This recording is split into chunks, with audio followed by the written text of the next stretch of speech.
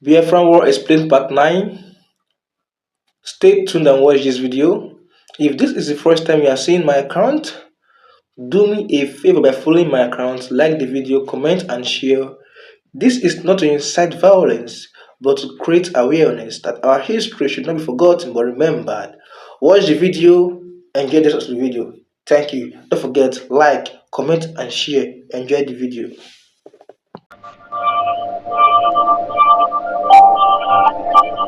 The international political opinion varied very little throughout the war. The major international powers remained generally sympathetic but steadfast in their refusal to recognize Biafra.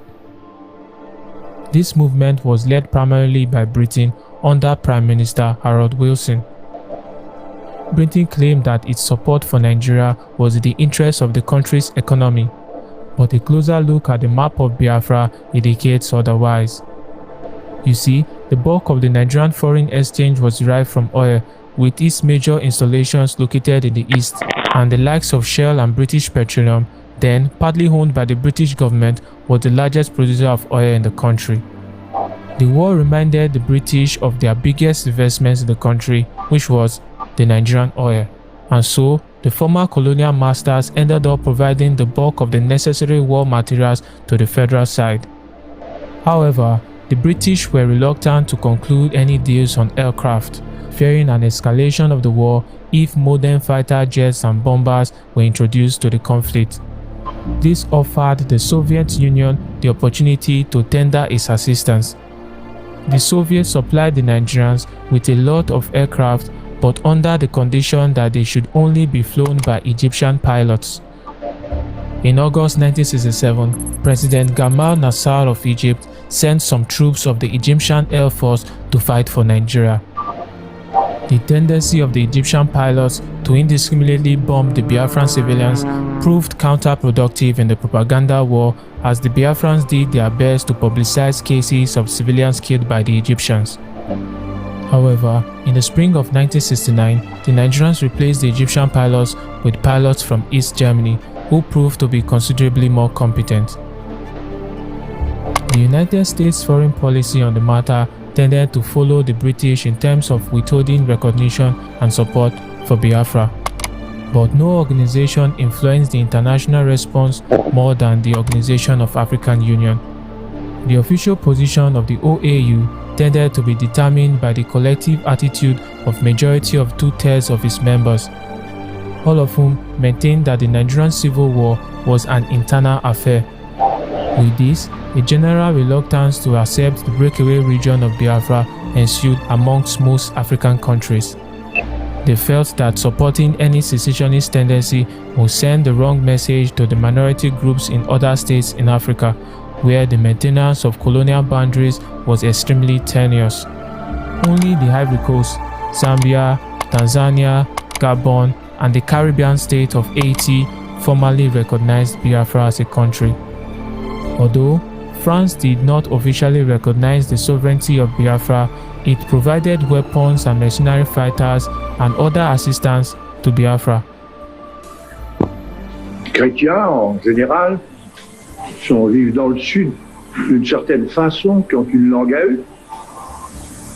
Pourquoi les Ibos dépendraient-ils d'une autre fraction ethnique de la fédération, car c'est à ça qu'on en arrive. La France, dans cette affaire, aide le Biafra dans la mesure des possibilités. The French president, Charles de Gaulle, referred to the situation in Biafra as a just and noble cause. But as with all things relating to war, economics will surely have a role to play. The French oil company Safrap laid claim to 7% of Nigeria's petroleum supply, and since the majority of the country's oil reserve lie in Biafra, they felt that supporting the secession might place them in a comfortable position if it ended up becoming a reality. Biafra, for its part, openly appreciated its relationship with the French. On the 10th of August 1967, Ojukwu made French the compulsory subject in secondary, technical, and teacher training schools across Biafra.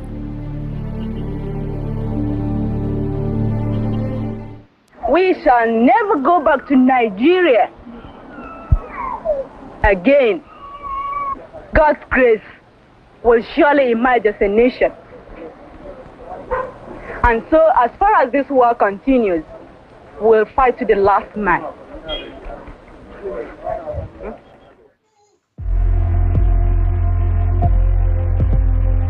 Following the defeat in Calabar, the Biafrans regrouped the remnants of their troops and created the Biafran 12th Division under the command of Lieutenant Colonel Festus Akanga.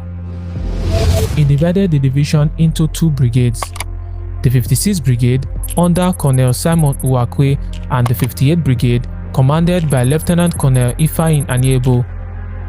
In early March, the beaches at Oro came under heavy Nigerian aerial and naval bombardments. On the 8th of March 1968, the Nigerian 33rd Battalion under Major Ted Aman overran the Biafran defensive positions and continued towards Uyo. Confused by the swiftness of the Nigerian advance, Lieutenant Colonel Ifeanyi Aniebo loses control of his troops.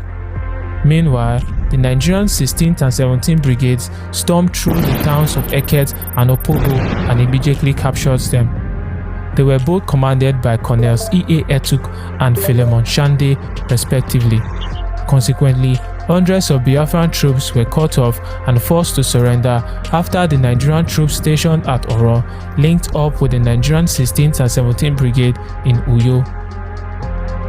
With the Biafrans in retreat, the Nigerian 15th Brigade based in Bonny, commanded by Lieutenant Colonel Alani Akinrinade, launched an attack on the city of Port Harcourt. At the time, Port Harcourt was defended by the Biafran 52nd Brigade under Colonel Ogbogu Kalu. After heavy fighting, the Nigerian troops captured the town of One, but their success was short-lived. A division of Biafran soldiers under an Italian-born mercenary by the name of Giorgio Nobiato unexpectedly counterattacked, inflicting heavy casualties and forcing the Nigerians to retreat from One. But the Italian is subsequently killed during a battle with the Nigerian 17th Brigade under Colonel Philemon Shande.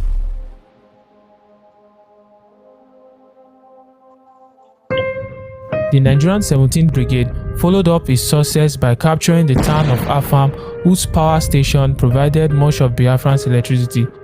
As a result, most of Biafra experienced a blackout. As the Biafran lines around Port Harcourt continue to crumble, a message is sent over Radio Biafra for the defense of the city. The one wants Port Harcourt. He wants our oil wealth by all means and at all costs, but we cannot get it. Port Harcourt signifies our freedom, our faith in God, and our unflinching determination to survive. By early May, Ojukwu replaced Colonel Ogbogu Kalu with a competent Biafran commander, Lieutenant Colonel Joe Achuzie, and placed him in charge of defending the city. Achuzie's arrival intensified the Biafrans, but soon Port Harcourt came under heavy Nigerian artillery bombardment and the Biafran troops fiercely resisted. During 5 days of heavy fighting, Port Harcourt's airport and army barracks changed hands on numerous occasions. But by the 19th of May, most Biafran troops had pushed out of the city into the surrounding areas. It was here, at the Battle of Okrika, that the foremost minority rights activist and leader of one of the earliest armed militias of southern Nigeria, Major Isaac Adakaboro, was killed. He was recruited into the Nigerian army to fight against his own people. Undeterred by the Nigerian advancement, Achuzie continued to fight against the troops from the 17th and 14th Brigades. He narrowly escaped death after almost being run down by an armored car. In the end, his troops abandoned the fighting and retreated to the town of Igrita, north of Port Harcourt. And so, the city of Port Harcourt was captured by the Nigerians, cutting off Biafran's main access to the sea.